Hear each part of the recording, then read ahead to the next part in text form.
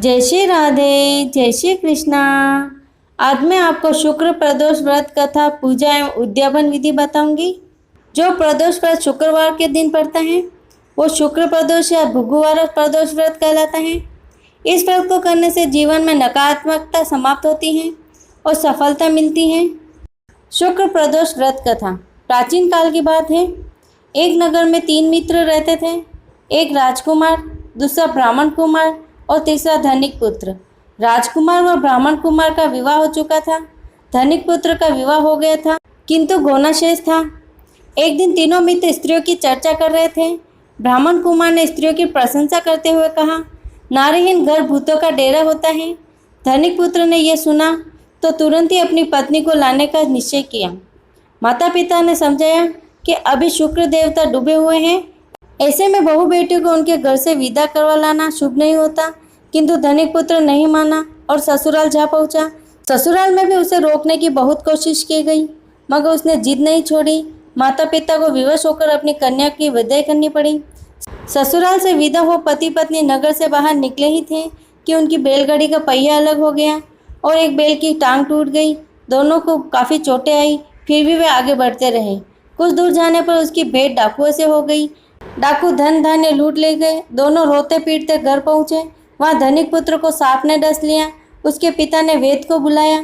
वेद ने निरीक्षण के बाद घोषणा की कि धनिक पुत्र 3 दिन में मर जाएगा। जब ब्राह्मण कुमार को यह समाचार मिला तो वह तुरंत आया। उसने माता पिता को शुक्र प्रदोष व्रत करने का परामर्श दिया और कहा, इसे पत्नी सहित वापस ससुराल भेज दो। यह सारी बातें इसलिए आई है क्योंकि आपका पुत्र शुक्रास्त में पत्नी को विदा करा लाया है। यदि यह वहां पहुंच जाएगा तो बच जाएगा। धनिक को ब्राह्मण कुमार की बात ठीक लगी। उसने वैसा ही किया। ससुराल पहुंचते ही धनिक कुमार की हालत ठीक होती चली गई। शुक्र प्रदोष के महात्म्य से सभी घोर कष्ट टल गए। शुक्र प्रदोष व्रत विधि।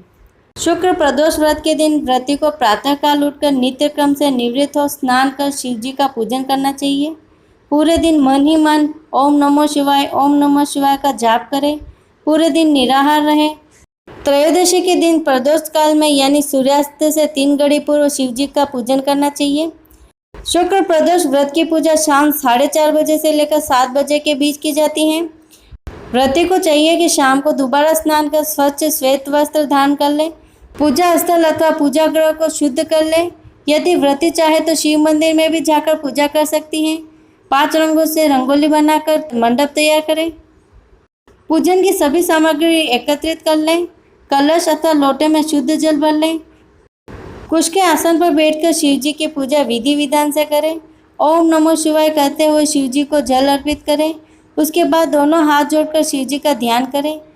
ध्यान का स्वरूप करोड़ों चंद्रमा के समान कांतिवान, त्रिनेत्रधारी, मस्तक पर चंद्रमा का आभूषण धारण करने वाले, पिंगल वर्ण के जटाजूटधारी, नीलकंठ तथा रुद्राक्ष मालाओं से सुशोभित, वरदहस्त, त्रिशूलधारी, नागों के कुंडल पहने, व्याघ्र चर्म धारण किए हुए, रत्न जड़ित सिंहासन पर विराजमान शिवजी हमारे सारे कष्टों को दूर कर सुख समृद्धि प्रदान करें।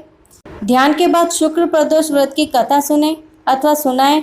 कथा समाप्ति के बाद हवन सामग्री मिलाकर 11 या 21 या 108 बार ओम ह्रीम क्लीम नमः शिवाय स्वाहा मंत्र के आहुति दे। इसके बाद शिव जी की आरती करें। उपस्थित जनों को आरती दें।